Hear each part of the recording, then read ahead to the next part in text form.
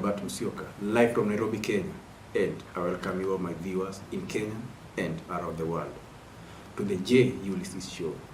This show aims at taking major issues that are important all over the globe and take a deep look at matters concerning art and culture, health, education, and politics, and how they affect all, irrespective of where you reside from. At first, we are going to dive into the major stories on the current ongoing around the world. Imelda Marcos faces Philippine arrest after guilt verdict. An arrest warrant has been filed for the Imelda Marcos after the former Philippine First Lady failed to appear in the court at the end of her corruption trial. According to officials, the 89-year-old widow of former Philippine dictator Ferdinand Marcos was not present in court on Friday, 9th November, when it was pronounced that she has been found guilty of 7 counts of graft. Despite her absence, Marcos was sentenced to a minimum of up to 11 years for each count, I beg your pardon. She was acquitted on further 3 counts of graft. The charges relate to alleged illicit financial dealing with Swiss-based NGOs while serving in her husband's government in 1970s and 80s. The ruling permanently barred Marcos, who is currently a member of parliament, from holding a public office. The corruption court found Marcos guilty of 7 accounts of violating the Anti-Graft and Corruption Practices Act. She was sentenced to between 6 and 11 years in prison for each count. USA proposed ruling banning asylum for illegal migrants. The migrants who cross to the southern of USA border illegally will no longer be eligible for asylum under new rule in the Trump administration has said. The new measures will deny asylum for those who breach any presidential restriction on entry. The president can stop migration for the sake of national interest, a statement from White House said. A rights group have called the move illegal. Immigration was a major focus in Mr. Trump's midterm election campaign. Before the midterms, President Trump frequently denounced a caravan of thousands of Central Americans making their way north through Mexico. He ordered troops to the border and declared the migrants to be an invasion without offering evidence. Mr. Trump repeatedly suggested the caravan was politically motivated. The acting Attorney General Matthew Whitaker and Homeland Security, Mr. Chief Nielsen, announced the changes on Thursday. The joint statement said President have the power to suspend the entry of all aliens and impose any restriction he may deem to be appropriate on them if they are judged to the detrimental to United States interests under the Immigration and Nationality Act. From strikes in secondary school to tough measures aimed at curbing cheating in national examination to be administered in 3 months. Students are impressive that they are unlikely to get their way during the exam. Therefore, are resorting to strikes, blackmailing schools authorities to bow to their demands until 2 years ago. It was common for students to collude, and cheat in exams, sometimes with connivance of their teachers and even parents and guardians. However, these are since made more difficult by the strict rules introduced as the stewardship of Dr. Fred Matiang'i when he was the Cabinet Secretary for Education. According to the report prepared by the Ministry's Quality Assurance and Standard, students in most of the affected schools wanted their principal to make a commitment that they would help helped them to cheat in examination in the Kenya Certificate of Secondary Education, KCSE. Late for the October and November, the principals and teacher in the affected school reported that they were being put under pressure to admit to cheating, failure to which the students take the strike. So far, Eastern Region has reported the highest cases of strikes at 16, Rift Valley has 7, while Nyanza and Coast have 5 cases each. Most of these were sporadic in the previous months, but the frequency has increased. Most of the affected schools have new principals, some of who had been tasked to stop rampant cheating in institutions following a survey of marked schools based on reports on examination in previous years. For example, Form 4s in Otam Secondary School went on strike in May because their newly appointed principal failed to guarantee to assist them to cheat in the exams. Students want the principal to declare that he will assist candidates during the KCSE examination, the report said, to the hard term and rest. Paul on Twitter said that the reason why students are banning their school is because nowadays kids are not being caned. Let us head over to our feature segment and see what our correspondent Timothy Zawadi has for us. Thank you, Robert. I can hear you loud and clear here from Kajiado County.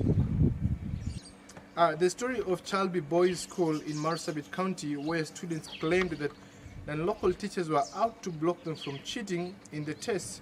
They also alleged that the 6 teachers were behind the cancellation of the school's results last year. Back to you in the studio. Today in our discussion panel, we have some of the experts who are going to give us deep insight into these issues and ensure that we address them once and for all. With me here are 3 gentlemen. With me, we are going to have them give us insight one at a time. We are going to begin with Paul Ogola, a former secondary school teacher. Another panelist in our show today is a former student, Amadi Dennis. Finally, and not least, we have Eric Kaikai, a former student. There are schools which ban their institution during second term. As a teacher, did you encounter that, and what was the students' reason for banning their school? That is a very tricky question, Robert. As a matter of fact, the students are going through a lot, and the parents are in support. For instance, I will tell you free of charge. As a teacher, we find it very hard when we are being told not to punish or discipline any student. The parents came, then they said that you should not punish our students, should not discipline them. The government came in, tell us that you should not discipline the children. Look at what's happening when these people come of age, because I like referring from the Bible. Proverbs 22 verse number 6 says that raise and train a child the way they should be. Then when they grow up, they will not depart from the teachings that have been inculcated in them. So what about you, Amadi? During second term, but it wasn't second term, but I think it was third term. Students went on rampage and threw stones on offices. What is it called? Staff room. And the reason was that time they had banned what we call tuition for students. But our school was always putting us in school for 2-3 weeks when people were home. So students were very, very mad, and they went on banning things, throwing stones, as I've said. Mr. Eric, what's your take on this issue? I remember very well, yeah. We were in school and we had just come from our evening preps, so we are going to sleep. But then we see fire in one of the dormitories, and the reason was that the current deputy was very harsh on the students, and he never gave students a chance to explain to themselves whenever they did a mistake. So he kept on suspending people, and it got to a point where even noisemakers were being suspended to go home. So students said enough is enough, and they decided to act. So back to you, Paul. What should the principals do to prevent such issues? They should call the parents and of course call some government officials. They have a discussion on this matter. Students must be disciplined. Even the Bible says that God chastens. He disciplines them that he loves. He corrects them. It's not that he's punishing them, that he don't like them or he hate them. He's trying to bring the best out of them. So way forward, the students, apart from discipline, the students must also be heard, because we are in an era whereby young people are not given opportunity to air their voice. We have some principals who are very archaic. They are very old-fashioned, and they don't believe on having a discussion platform with the students. So I lobby the parents, I lobby the teachers to hear the plea from the students. Whenever they raise an issue, be ready to give them a listening ear. What about you, Mr. Amadi? What principals should do is constant communication with students. If you feel there's a problem somewhere and you feel there's a bunch of students who want to cause commotion, please just have constant communication with them. Ask them what the problem is. If you find out what the problem is, you cut out what they are planning to do. Yeah, and also find teachers or teachers in your school. Make your teachers to be friends with students as much as they are teachers and supposed to keep themselves as teachers and teach the syllabus. They should have that relationship with students, so that if there is any problem, one of the students notices there's a problem, you go to talk with this particular teacher who is friendly, so that you can cut out on a few issues that students are always engaging themselves in. Mr. Eric? First of all, have to consider these students as their customers, because that is what they are, and they are the ones who are paying money to be taken care of. So as much as they're trying to create leaders and good people from the institution, they're also supposed to be lenient and come up with a way of leading such that the student won't feel as if they are being punished to be in school. So it's up to the principals and the heads of schools to come up with a way that they can be interacting with the students and get to understand their problems and how they would like them to be addressed. The fact that students go unpunished, is it the reason why there is rampant burning of schools? Yeah, of course. You know, Mr. Robert, when I do something and I suffer the consequence of the same, the next person will be fearful. But if I do it and then there is no consequence, the other person will also go ahead and do it. And person 4, person 5, person 10, and it becomes a routine that we can do this and get away with it.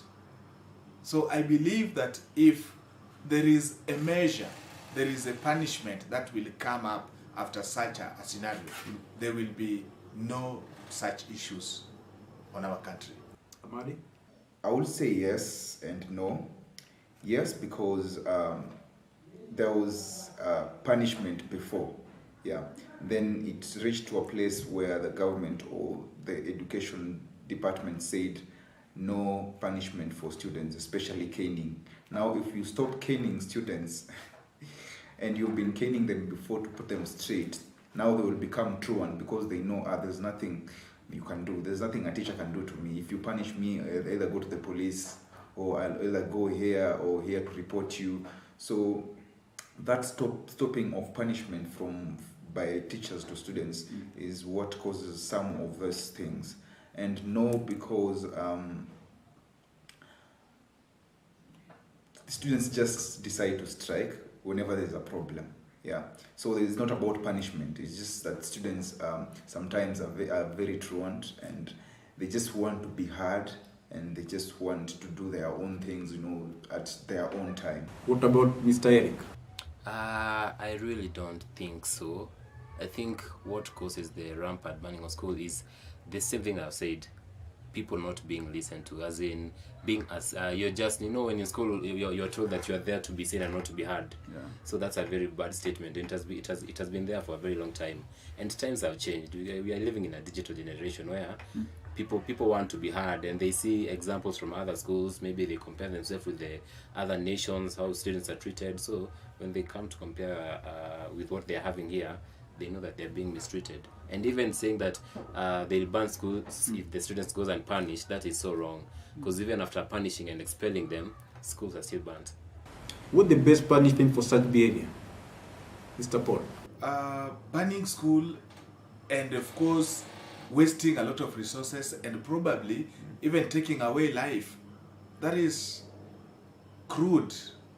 That is criminal.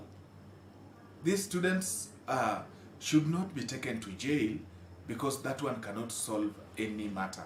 What I suggest, that these students should be taken to a counseling center. They get attended to, and they get to hear both sides of the coin. What about you, Mr. Madi?